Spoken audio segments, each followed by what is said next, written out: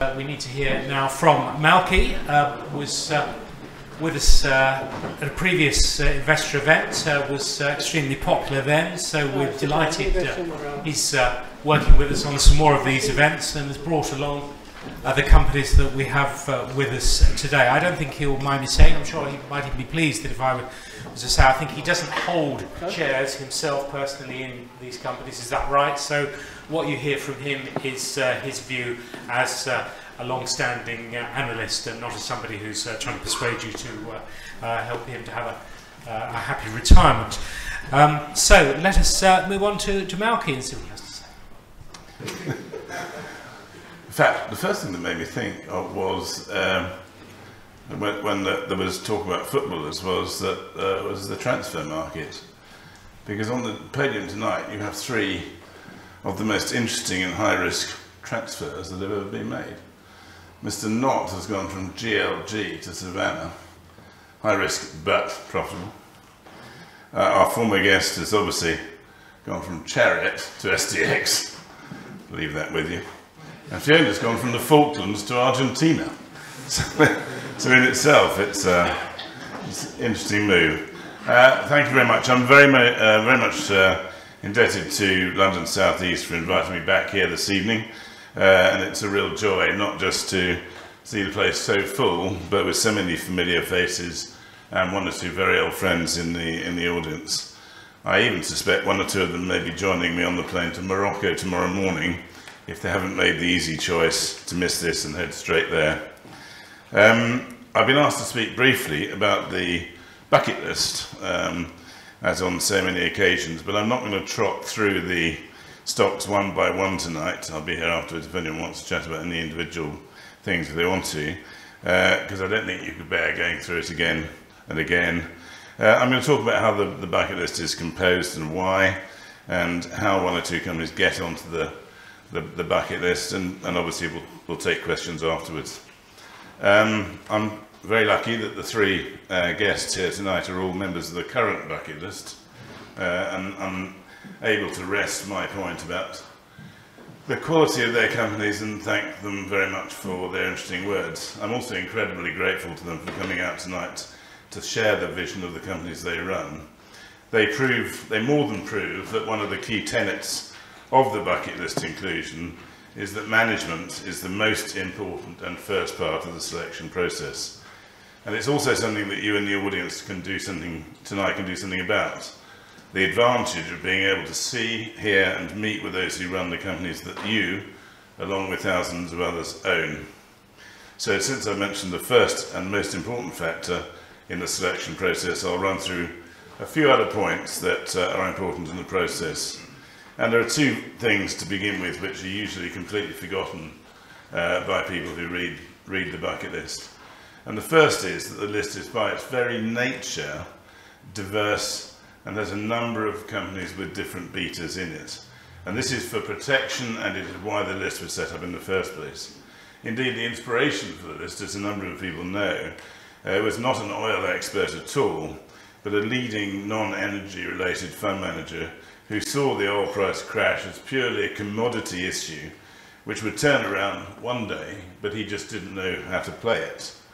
So the first thing is you're meant to treat it like an investment trust, buy all the stocks in it, and then leave it. And I don't think that anyone has ever done that.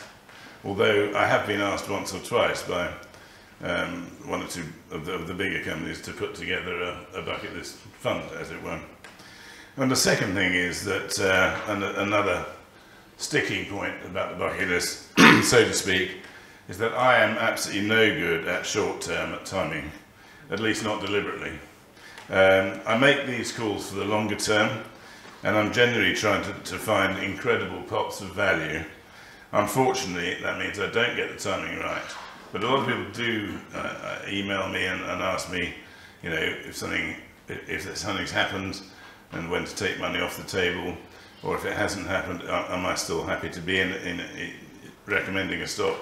And the answer is usually I feel that there's normally significant amount of value to go for. Don't forget, I probably look at sort of 70, 75 stocks, and there are probably 20 that I don't look at. that I could do at some stage, will do, and by that very nature, if you're trying to pick between 10 and 15 or so stocks, you know, you're going to miss some, and you're going to try and pick the value. For the companies that are here tonight, in the case of Echo, I have appreciated quite early quite what an acreage position that Fiona has established, and it was a significant achievement. And what is more, people ask me why Echo went into the bucket list so early, was that, as she pointed out, they got to grips with the early part of the acreage very, very quickly indeed, and to produce, you know, oil and gas already is a significant achievement. And with tapioca, as it's now called, on the horizon, the significant upside is massively still there. And for Andrew, it was also the case that, you know, I remember sitting in his office several years ago looking at the maps of Niger, because it wasn't an overnight decision. He patiently built that portfolio in Niger, and as we can see now, with 5 from 5 from the initial drilling campaign, you know, that's a success that should not be underestimated. And the Savannah and Energy deal, and having been a follower of Petrofac for a long time, having seen the mess that Savannah and Energy was in, the amount of hard work and persistence that has gone in on that deal is about to be rewarded. And as for SDX, with Paul not here, I can say what I like, but it was a good example of merging two companies, one private, one public, and then making an acquisition, and not again. In Circle, the acquisition was, it was no gimme, it's the Circle acquisition, and I was on the other side of it at one stage, and you know, it was a very difficult acquisition to complete. On the financial side, I always want the stocks to be well financed, particularly financed enough not to be at the mercy of a partner who might spring an AFE on them at the last minute. But it will be asking too much for a rock-solid balance sheet, because if you look at the way Premier has behaved in the last 2 or 3 years, operationally fantastic. It's been a stellar performer in almost every 6-monthly bucket list, and it's got $2.5 billion of debt on the balance sheet, which most people don't like the look of at all. Some people don't like the fact that some stocks have only got one asset or a primary asset, but that's why it's part of the bucket list. And the question about this is always about something like Jersey Oil and Gas. Last year, Jersey Oil and Gas had put it into the bucket list. It only had Verbier. It was really a one-shot. I knew from my friends at Statoil that they rated it, that they had it in their top 4 potential targets for last year, and I thought the risk was worth the while. I can't say that they didn't give me a shock when the first well came in dry, but I was rather pleased that they did the re-drill, and they're now going ahead to drill with what is now Equinor in December for an appraisal well. Finally, it's worth having a look at how geography plays its part, because initially when I did the bucket list I wanted to find a varied list of places where companies were invested, but actually when I chose the list of companies, that was all done for me, because they all turned out into different parts of the world. Tonight you've seen South America, different parts of Africa, but it might have been the US to the Falklands, or Namibia to Norway, or Kurdistan to Southeast Asia. All these geographies are covered within the bucket list, and not because I wanted to have some exposure in those areas. Finally, on the oil price, and of course the gas price, which is equally important for a lot of companies in the bucket list. And these play what can only be described as an infuriating part in the energy sector. The oil price and the bucket list, as Rudyard Kipling might have said, east is east and west is west, and never the twain shall meet. And it really infuriates a lot of people who write to me, who say that it would be funny if it wasn't true, but it proves the point that the oil price can go up sharply, and oil company shares do not follow them. In fact, they significantly lag. And in terms of how that works this year, for example, I mean, I look at the buckets every 6 months and just give people an idea of how the stocks have performed, and they always like to see the sort of rolling league.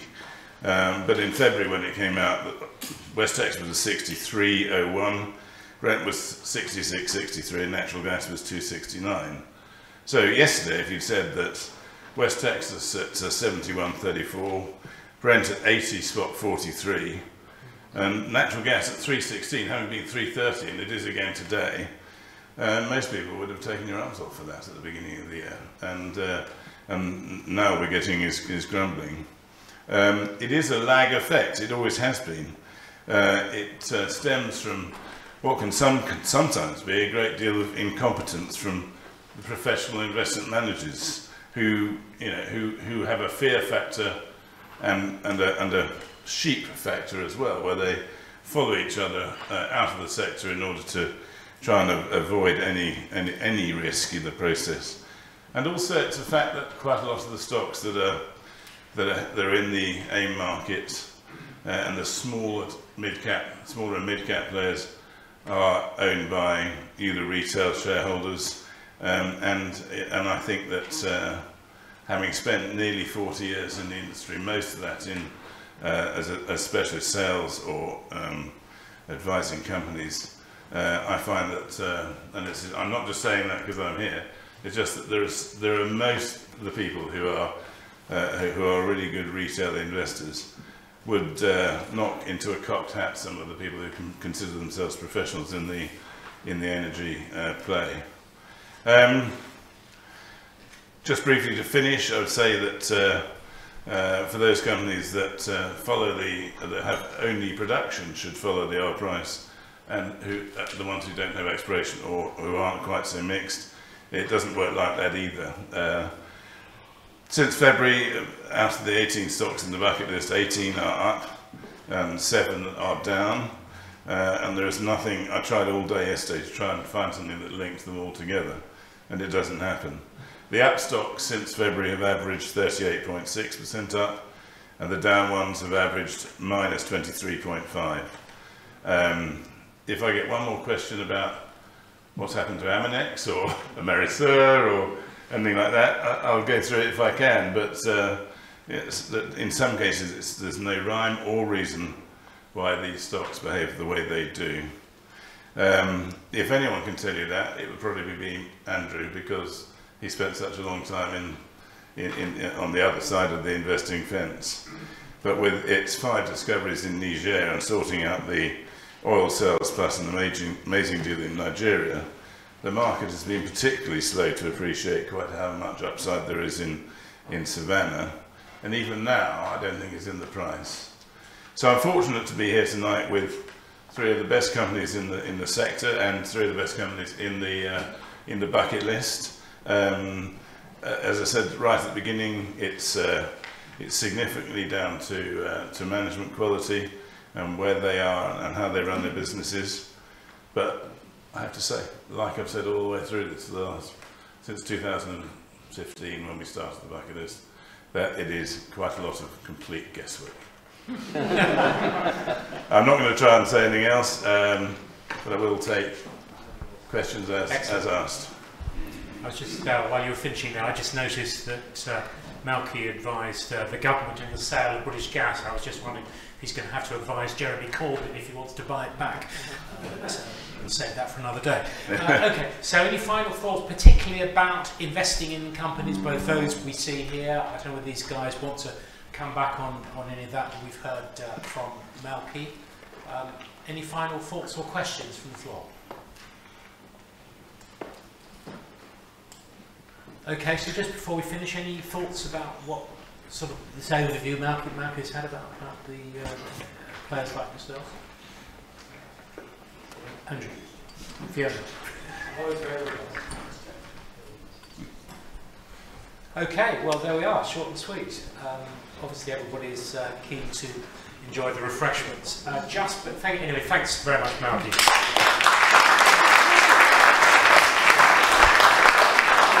But before we do that,